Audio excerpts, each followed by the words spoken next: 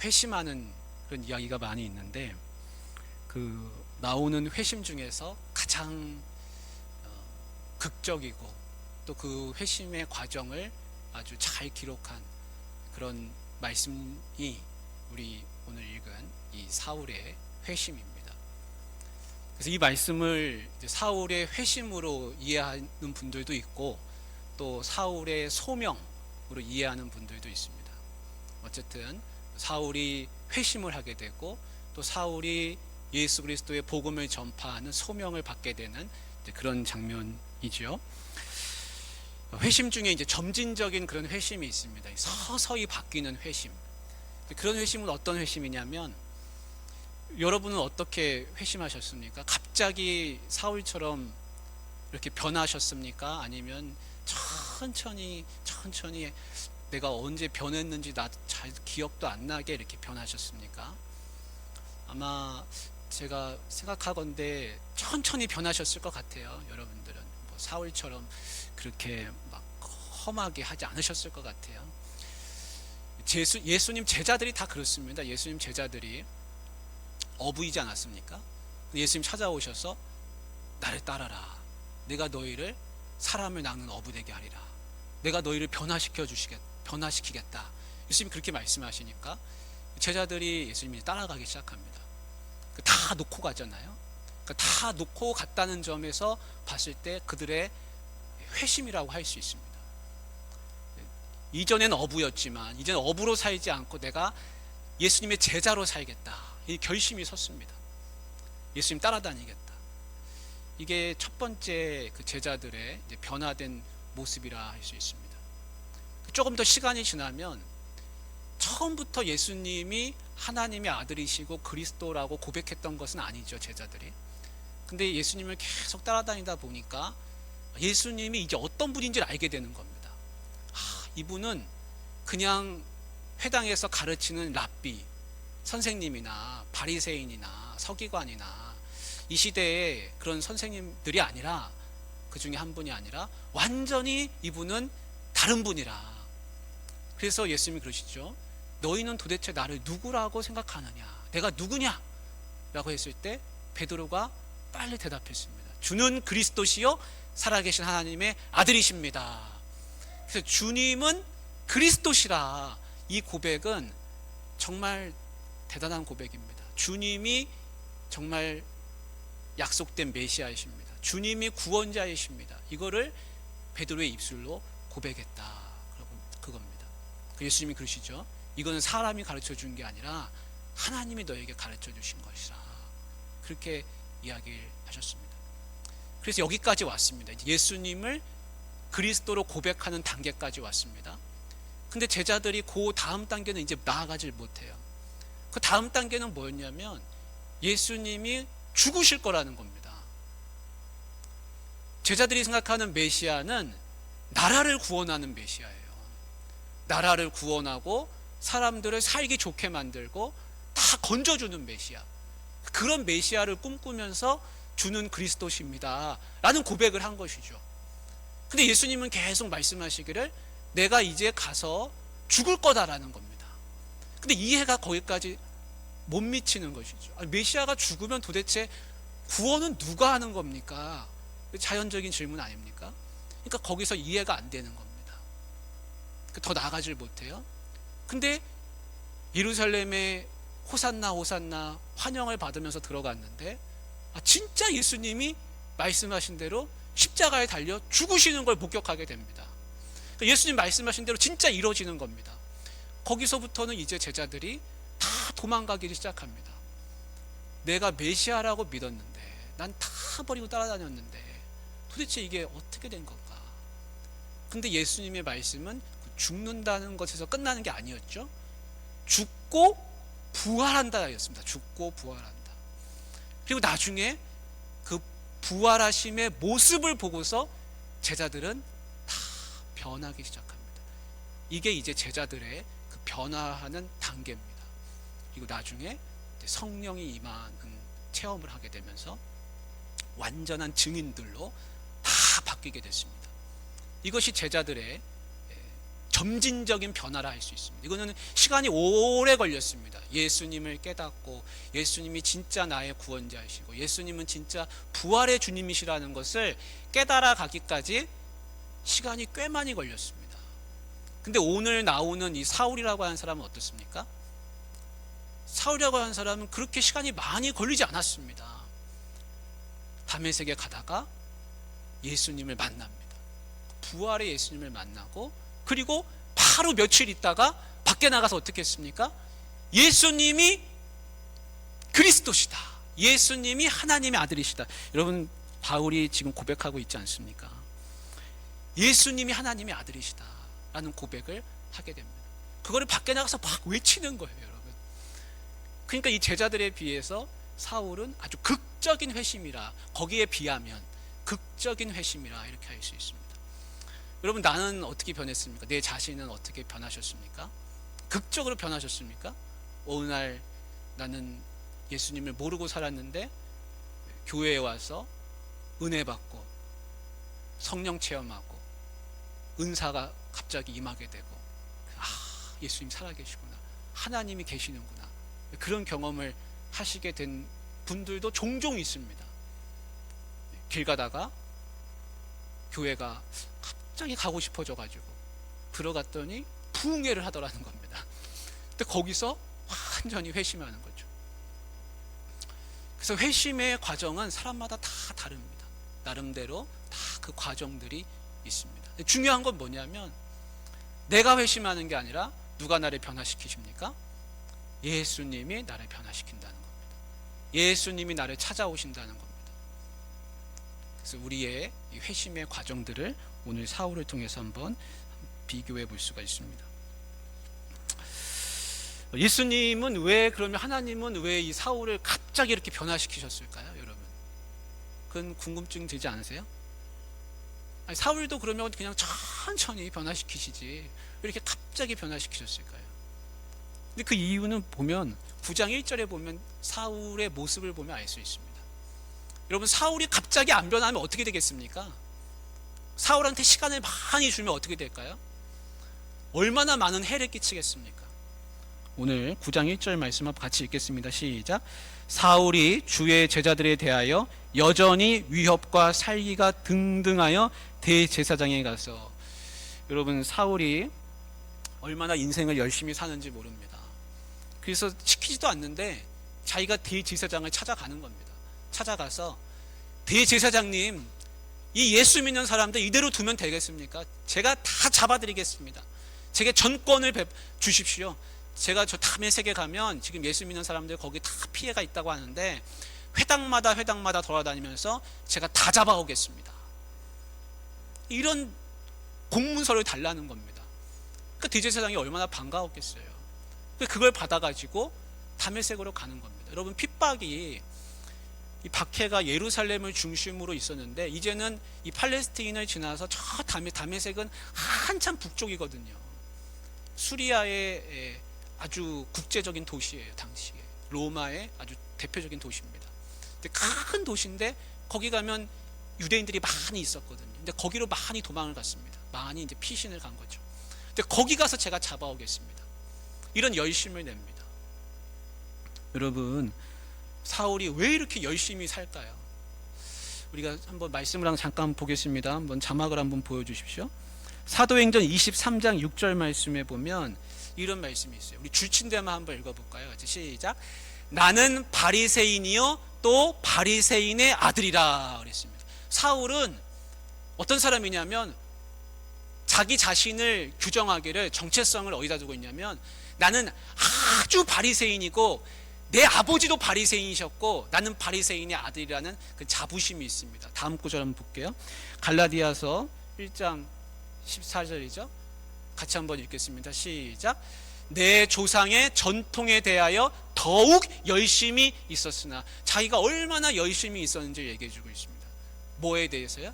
자기 조상들이, 이 바리새인 유대인들이 내려오는 그 전통에 대해서, 율법뿐만 아니라 전통에 대해서까지도 자기는 아주 열심히 있었고, 그 14절 여기 앞에 내가 내 동족 중 여러 연갑자보다 유대교를 지나치게 믿어.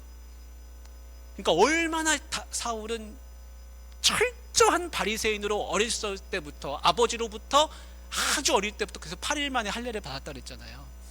그러니까 거기서부터 그냥 열심히 그냥 율법을 지키면서 평생을 살아온 겁니다. 그 주변에 이 사람처럼 열심히 사는 사람이 없는 거예요. 그리고 유대인이 13살쯤 되면은 이제 어느 정도 컸다고 보여지거든요. 컸다고 이제 가정에서 이야기가 되는데, 사울이 원래 고향이 다소 아닙니까? 다소도 국제적인 도시예요. 근데 그 다소 헬라 도시에서 로마 시민권을 가지고 살던 사람입니다. 그러니까 잘 살던 사람이에요. 그러니까 아버지가 유학을 보냈습니다. 어디로 유학을 보냈냐면 예루살렘으로 유학을 보낸 거예요. 그래서 아마 13살 때쯤이 아마 예루살렘에 와서 가말리엘 문화에서 교육을 받았을 거라고 추측할 수 있습니다. 그 다음 구절이 있는데요. 한번 그 다음 구절도 보겠습니다. 사도행전 22장 3절이죠. 같이 한번 읽겠습니다. 빨간 줄만요. 가말리엘의 문화에서 우리 조상들의 율법에 엄한 교육을 받았고, 그러니까 자기가요 얼마나 엄격하게 교육받고 철저하게 살았는지 모릅니다. 그거를 신약 성경에 보면 군데군데 이야기하고 있습니다. 그러니까 사울은요 인생을 좀도 빈틈없이 사는 사람입니다. 얼마나 열심히 사는 사람인지 몰라요.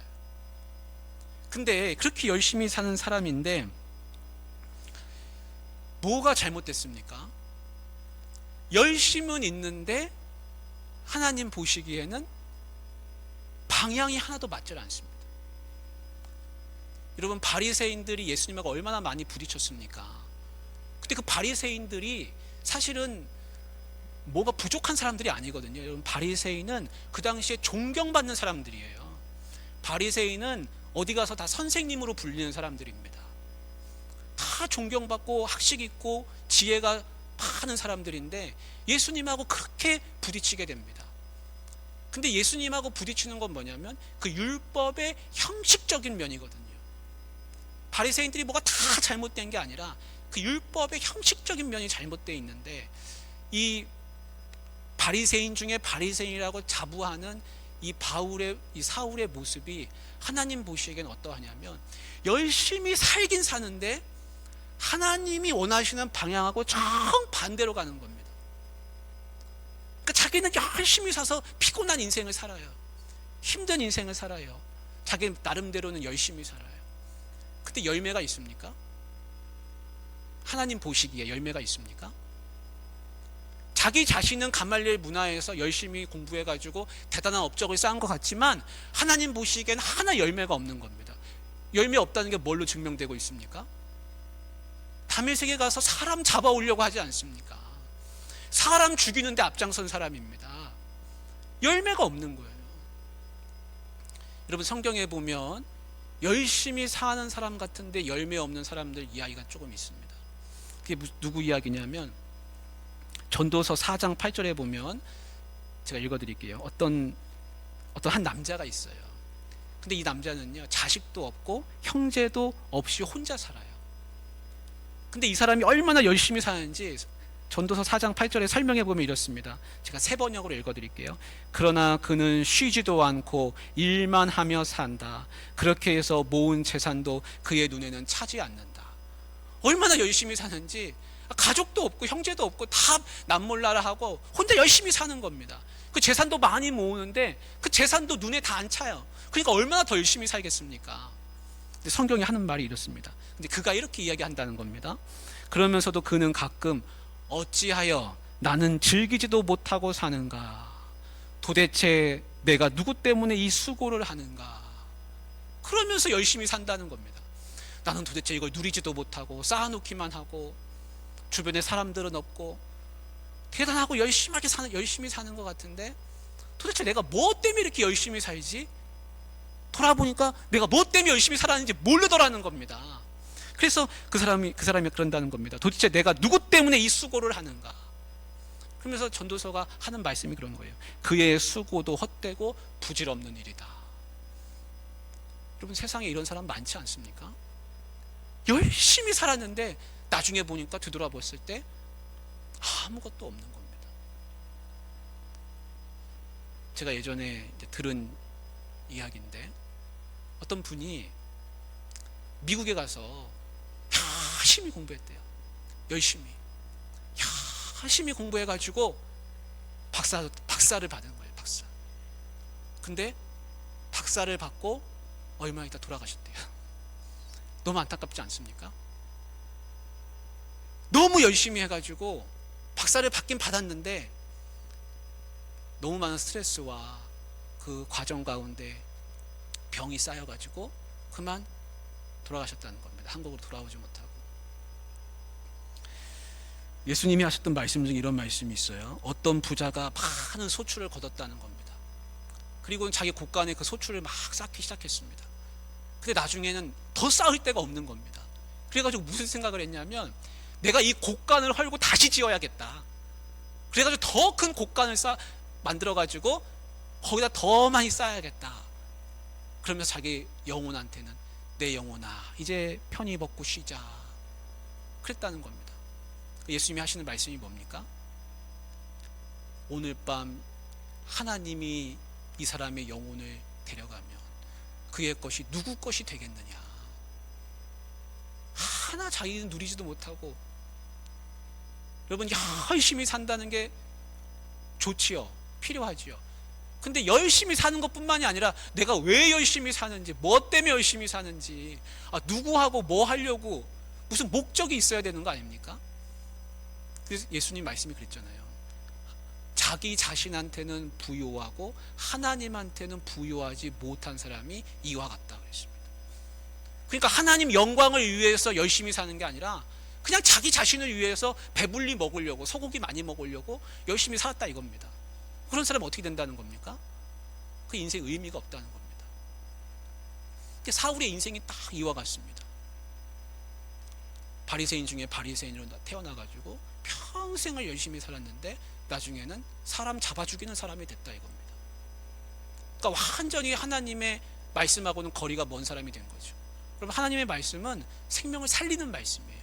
생명을 살리는 말씀, 사람을 일으키는 말씀, 위로의 말씀. 근데 이 사울은 그의 결말이 사람을 죽이는 사람이 되어버렸습니다. 근데 사울의 입장에서 보면 왜 이렇게 사울이 변했냐면, 여러분, 신명기는 뭐라고 되어 있냐면, 나무에 달려 죽은 자는 저주받은 자라, 분명히 그렇게 되어 있습니다. 그래서 그 사람은 더 이상 장례할 것도 없고 빨리 내려가지고 땅에다 묻어야 된다, 그런 이야기입니다. 저주받았다. 근데 자기가 믿는 자기가 지금 이 바리새인이니까 지금 유대교를 수호해야 한다는 생각이 있습니다. 이 유대교는 목숨과 같은 겁니다. 율법이라는 건 자기 생명입니다. 근데 자기 유대교 내에 어떤 사람들이 생겨났냐면, 십자가에 죽었는데 그 사람이 그리스도다 라고 이야기하면서 돌아다니는 겁니다. 그리고 그를 믿어야 구원받는다 라는 이야기를 하면서 사람들을 전도하러 다니는 겁니다. 사울의 입장에서 보면 이거는 뚜껑이 열리는 이야기입니다. 아니, 지금 내가 이 평생을 율법에 목숨 바쳐가지고 이 율법을 지키며 살았는데, 이 율법을 무시하고 엉뚱한 사람을 지금 메시아라고 그리스도라고 하고 다니면서 돌아다니고 있으니 가만히 있겠습니까? 이 유대교에서는요, 유대교에서는 메시아를 기다립니다. 근데 그 메시아가 언젠가 오면 모든 게 다 평안해지고 평화로워지고 그 메시아에 대한 소망이 있었어요. 근데 그 메시아가 저주받은 사람이라고 하니까, 그리고 죽었는데 살아났다고 하니까 이건 있을 수가 없는 일이죠. 그러면서 유대교 안에 있던 형제들이 하나둘씩 교회로 가는 겁니다. 그 사람들한테로. 그러니까 이거는 가만두면 안 되는 거죠. 그래서 사울이 이제 앞장서기를 시작했습니다. 사울이 다메섹으로 가게 됐습니다. 그 다메섹에 한참 가고 있는데 어떻게 됐습니까? 빛이 그를 둘러 비췄다 그랬습니다. 그 빛이 비치고 소리가 들리기 시작합니다. 그러니까 빛과 음성이 있어요. 근데 그 음성이 이런 음성입니다. 사울아, 사울아, 왜 나를 박해하느냐. 주님 누구십니까? 누구십니까? 여기서 말하는 주님은 그냥 예수님을 주님이라고 하는 게 아니라 이제 소리가 들리니까 주님 누구십니까? 이러는 거예요. 나는 네가 박해하는 예수라. 여러분, 사울이 예수님은 분명히 죽었다고 생각했습니다. 예수는 저주받아 죽은 사람이라고 생각했습니다. 근데 그 예수의 음성이 들리는 겁니다. 그리고 그 예수님의 모습이 보이는데 빛으로 보이는 겁니다. 빛으로. 그래서 사울이 여기서 모든 것이 충격에 휩싸이게 됩니다. 여러분, 사람을 하나의 소우주로 본다면 지금 빅뱅이 일어난 겁니다. 빅뱅 우주의 시작 아닙니까? 과학자들이 말하는. 근데 사울 속에서 그런 빅뱅 같은 일이 일어난 겁니다. 이거는 도저히 있을 수 없는 일인데, 빛이 비추이고 그 예수라고 하는 분이 살아있다는 걸 경험하게 됩니다. 예수님 진짜 살아 계시잖아요. 근데 그 사울의 눈에 그 빛으로 나타나신 예수님이 보이게 되는 것이죠. 소리가 또렷하게 들립니다. 그리고 나서 눈을 떴는데 하나 보이는 게 없고 정신을 차릴 수가 없습니다. 그리고 그 다음부터는 걸으려고 하는데 앞이 안 보이니까 한 걸음도 내디딜 수가 없는 거죠. 분명히 1절에서는 어떻게 말했습니까? 기세가 등등했다고 그랬습니다. 그 기세가 등등한 사람이 어떻게 됐습니까? 한 발자국도 못 움직이는 사람이 됐습니다. 여러분, 인생이 처음에는 기세가 등등하다가 나중에는 한 발자국도 못 움직이는 인생이 되어 보십시오. 얼마나 큰 충격에 휩싸이겠습니까? 사울이 다 그런 사람이 됐습니다. 그러니까 사람 손에 이끌려 가지고 다메섹으로 들어갑니다. 다메섹에 들어가서 그가 식음을 전폐하고 아무것도 먹지도 마시지도 못하고 충격 때문에 보지도 못하고 그런 가운데 있는 겁니다. 근데 하나님의 일은 놀랍죠. 아나니아라고 하는 제자가 다메섹에 있었다는 겁니다. 그 아나니아한테 하나님이 찾아오십니다. 주님이. 그러면서 하시는 말씀이 집가로 가라. 거기에 가면 누구누구 집에 사울이라고 하는 자가 있다. 아니 주님, 그 사람은 예수 믿는 사람 잡아 죽인다는 그런 유명한 사람 아닙니까? 악랄한 사람 아닙니까? 근데 가라는 겁니다. 가라. 여러분, 이 아나니아는요, 하나님의 성령의 음성에 따라서 움직입니다. 갑니다. 여러분, 하나님이 사울한테 그렇게 나타나셨고, 주님이 나타나셨고, 그렇게 충격을 주셨고, 그러면 하나님이 그냥 그로 하여금 깨닫게 하시고, 그래, 나 예수는 살아있다는 거 너 이제 알겠느냐? 다 깨우쳐 주시고 그를 눈뜨게 하시면 되잖아요. 그를 고쳐주시고 그를 내가 이방인을 위한 택한 나의 그릇으로 삼았다고 하셨으니까 그를 쓰실 거면 그렇게 쓰시면 되잖아요. 근데 왜 아나니아가 왜 나올까요? 아나니아가 왜 등장합니까? 아나니아가 나중에 보면 사람들에게 이 사울을 제자들에게 소개시키는 사람이 되는 겁니다. 나중에 제자들하고 같이 있지 않습니까? 아나니아가 있어야 제자들하고 연결이 되는 겁니다. 쉽게 얘기하면 사울이 변화하는 것도 중요하지만 변화해서 어디로 들어가야 되냐면 교회 공동체 속으로 들어가야 됩니다. 이 역할을 또 누가 도와줍니까? 나중에 바나바가 도와줍니다. 아무도 사울을 믿지 않는 거예요. 사울이 변했다. 사울이 예수님을 만났다. 근데 아무도 믿질 못하는 거죠. 왜냐하면 그렇게 악랄한 사람이니까. 저 사람한테 걸렸다 하면 다 죽을 수도 있으니까. 잡혀가니까. 근데요, 바나바의 별명이 뭐였죠? 예전에 사도행전 처음 나왔을 때 바나바 위로의 아들이라고 했습니다. 위로의 아들. 위로의 아들은 뭐 하는 사람이죠? 위로의 사람은 사람을 만나야 하잖아요. 사람을 만나야 되고 다른 사람과 다른 사람을 연결시켜주고 그 사람을 일으켜 세워주는 사람이 위로의 아들인데 바나바가 그 일을 하는 겁니다. 그러니까 사울이 혼자서 그냥 회심하고 하나님 체험하고 거기서 예수님 살아계시구나, 거기서 끝나면 안 되는 거예요. 누구를 만나야 되냐면 아나니아를 만나야 되고 바나바를 만나야 되고 사도들을 만나야 되고 서로 다 만나야 되는 겁니다. 이 징검다리 역할을 누가 합니까? 아나니아가 하고 바나바가 하는 겁니다. 여러분 주변에 회심하는 사람, 정말 예수 믿기로 예수 믿기를 원하는 사람, 그런 사람들 곁에 누가 있어야 됩니까? 아나니아가 있어야 되죠. 아나니아가, 바나바가 있어야 되죠. 그러니까 아나니아도 있고 바나바도 있어야 그가 교회 공동체 속으로 들어오는 겁니다. 아무리 회심해도요, 교회 공동체 안으로 들어오지 않으면 안 됩니다. 좋은 변화는 뭐냐면 회심할 뿐만 아니라 교회 속으로 들어와야 되는 거예요. 교회 속으로, 공동체 안에 있어야 됩니다. 인격적인 변화가 있는 겁니다. 그래야 인격적인 변화가 있는 거예요. 그래야 진짜 변화가 있는 거예요.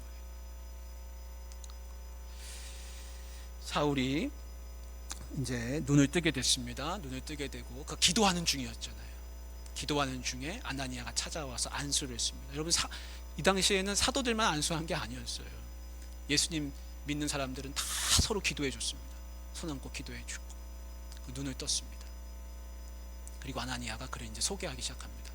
근데 사울이 이제 완전히 변해졌어요. 변화돼가지고 밖에 나가서 예수님 살아계시다고 막 외치고 다니지 않습니까? 사람들이 다 놀래버렸죠. 도대체 뭐 어떻게 된 거냐? 왜 이렇게 이 사람 이렇게 돼버렸냐? 유대인들 다 그런 생각하죠. 근데 그 중간에 하나 나오는 말씀이 있지 않습니까? 눈을 뜬 게 다가 아니에요. 거기 보면 뭐라고 되어 있습니까? 우리 9장 17절 말씀에 한번 같이 읽어보겠습니다. 9장 17절 같이 시작. 아나니아가 떠나 그 집에 들어가서 그에게 안수하여 이르되, 형제 사울아, 주 곧 네가 오는 길에서 나타나셨던 예수께서 나를 보내어 너로 다시 보게 하시고 성령으로 충만하게 하신다 그랬습니다. 하나님의 영이 임한다 그랬습니다. 그러니까 아나니아가 가서 그냥 눈만 뜨게 해준 게 아니라는 거예요. 여러분, 옆에 있는 분하고 같이 손잡고 기도할 때 성령 충만해질 수 있습니다. 나 혼자 막 기도하는 것보다요, 같이 서로 은혜 끼치는 사람하고 같이 손잡고 함께 동역해서 기도할 때 다 성령 충만합니다. 아나니아가 가서 함께 성령으로 충만하게 그를 하나님의 영이 임하게 한 겁니다. 하나님의 영이 임하신 거죠. 성령으로 충만하니까 마음이 불붙는 것 같으니까 밖에 나가서 막 전도하는 겁니다. 살아계시다고. 놀라운 일이 일어난 거 아닙니까?